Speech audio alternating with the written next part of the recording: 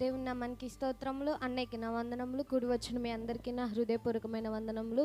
మరి ప్రభు ఇచ్చిన కృపను బట్టి ఈ దినాన్ని ఇక్కడ నుంచొని చెప్పుటకు అవకాశం ఇచ్చిన దైవజనులకి మీ అందరికీ నా ప్రత్యేక వందనములు తెలుపుకుంటున్నాను. మరి ఈ దినాన దేవుడు మనతో ఏ అంశం గురించి మాట్లాడుతున్నాడో కొద్ది నిమిషాలు మనం తెలుసుకుందాము. చూడండి, యోబు గ్రంథము 11వ అధ్యాయము 13వ వచనము. నీవు నీ మనస్సును తిన్నగా నిలిపిన ఎడల చాలు నీ చేతులు. ఈ లేఖనమును మనం ఏం చూసుకుంటున్నాము? నీ చేతులు అని ఉన్నాయి. అంటే దేవుడు మనకి చేతులు ఇచ్చాడనే కదా ఇక్కడ రాయబడి ఉన్నది. దేవుడు మనల్ని అవయవాలు అన్నిటిని పెట్టి మనల్ని క్రియేట్ చేశాడు. అంటే మనకి చేతులు, కాళ్ళు, నోరు, ముక్కు అన్ని అవయవాలను అనేది దేవుడు ఇచ్చాడు. మరి ఈ దినాన దేవుడు ప్రత్యేకంగా చేతుల గురించి ఎందుకు మాట్లాడుతున్నాడు అనేది మనం తెలుసుకుందాము.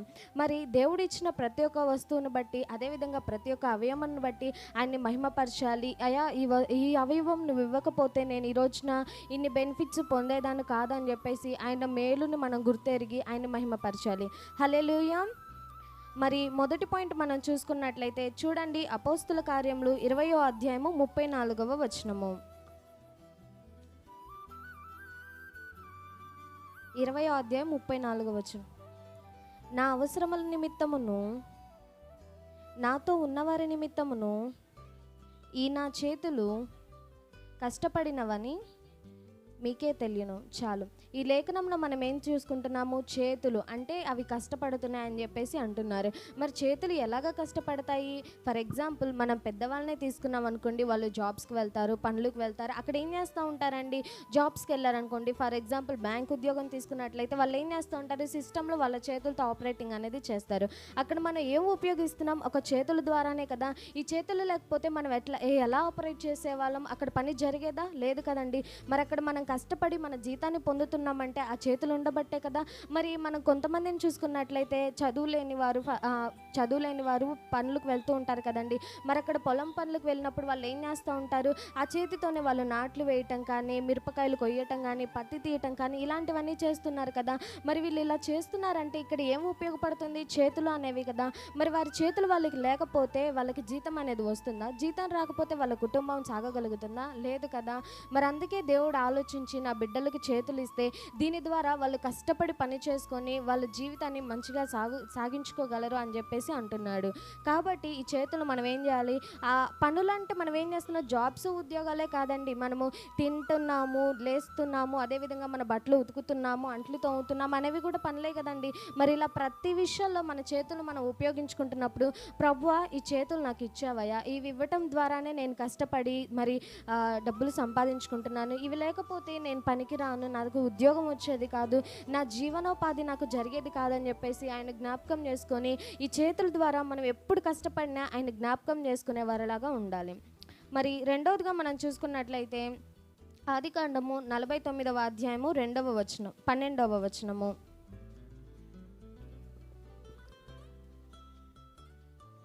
అతని కన్నులు ద్రాక్షారసము చేత ఎర్రగాను, అతని పళ్ళు పాల చేత తెల్లగాను ఉండును. చాలు. ఈ లేఖనంలో మనం చూసుకున్నట్లయితే పళ్ళు తెల్లగా ఉంటాయని చెప్పేసి అంటున్నాడు. మరి పళ్ళు ఎలాగో తెల్లగా ఉంటాయి? వాటంతటికి అవే తెల్లగా ఉంటాయా? చెప్పండి, ఉండవు కదా. మనం ఏం చేస్తాము? మార్నింగ్ ఎవరు లేచినా ఏం చేస్తారు? బ్రష్, పేస్ట్ తీసుకొని బ్రష్ అనేది చేస్తాం. దేంతో చేస్తాము? ఒక చేతుల ద్వారానే కదండి. మరి ఈ చేతులు లేకపోతే మనం బ్రష్ చేయగలమా? మన పళ్ళు శుభ్రంగా లేకపోతే మనం ఎవరితో అన్నా మాట్లాడగలమా? ఏదన్నా తినగలమా? ఏదన్నా అసలు మనకు అవసరమైంది చెప్పగలమా? లేదు కదండి. మరి మన నోటి ద్వారా మనం మాట్లాడుతున్నాము, మన అవసరతల్ని ఇతరులకు చెప్పగలుగుతున్నాము, వాళ్ళవి మనం విని దానికి ఒక అడ్వైస్ ఇవ్వగలుగుతున్నామంటే మరి మనం బ్రష్ చేయటం అంటే బ్రష్ ఎలా చేస్తున్నారు? చేతులు ఉపయోగపడబట్టే కదండి. మరి ఈ చేతుల్ని మనం రెండవదిగా బ్రష్ చేయడానికి ఉపయోగిస్తున్నాం కాబట్టి, అయ్యా నేను పొద్దున్నే లెగవటమే నేను బ్రష్ చేసి నా దినాన్ని ప్రారంభిస్తున్నాను అంటే ఈ చేతులు నాకు ఎంతగానో ఉపయోగపడుతున్నాయి. కాబట్టి ఈ చేతులను బట్టి నీకు వందనాలు ప్రభువా, ఇవి ఇచ్చినందుకు నీకు స్తోత్రాలు ప్రభువా. ఈ చేతులు లేకపోతే నేను ఎంతగానో బాధపడేదాన్ని, ఈ మేలుని నేను పొందుకునేదాన్ని కాదయ్యా.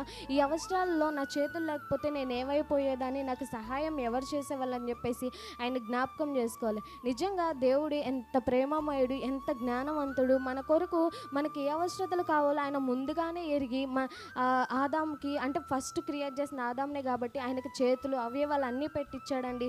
మరి దీన్ని బట్టి మనం ఏం చేయాలి? ప్రభువా ఈ చేతులు ఇచ్చినందుకు నీకు వందనాలు అని చెప్పేసి ఆయనకు చెల్లించాలి.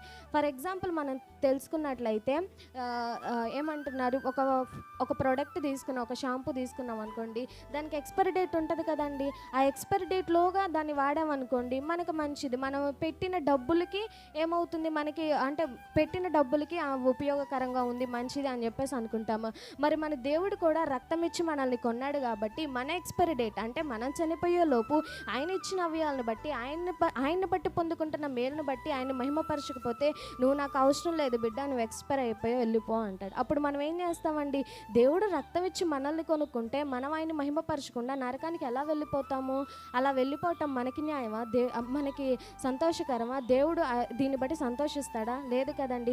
ఒక వస్తువే మనం డబ్బులు పెట్టి కొనుక్కుంటే అది పాడైపోతే ఎంతగానో బాధపడతాం. మరి దేవుడు స్వయాన తన రక్తం ఇచ్చి మనల్ని కొన్నప్పుడు మరి ఆయన్ని కొన్నాడు కాబట్టి మనం ఆయన్ని మహిమపరిచి మనం చనిపోయినప్పుడు ఆయన రాజ్యానికి వారసులు అవ్వాలని చెప్పేసి ఈ దినాన్ని మనం తెలుసుకుందాము. కాబట్టి ఈ దినాన మనము చేతులను బట్టి దేవుని మహిమపరచాలని తెలియజేస్తూ ఇచ్చిన వాక్యాన్ని ముగిస్తున్నాను. ఈ అవకాశం ఇచ్చిన మీ అందరికీ నా వందనములు.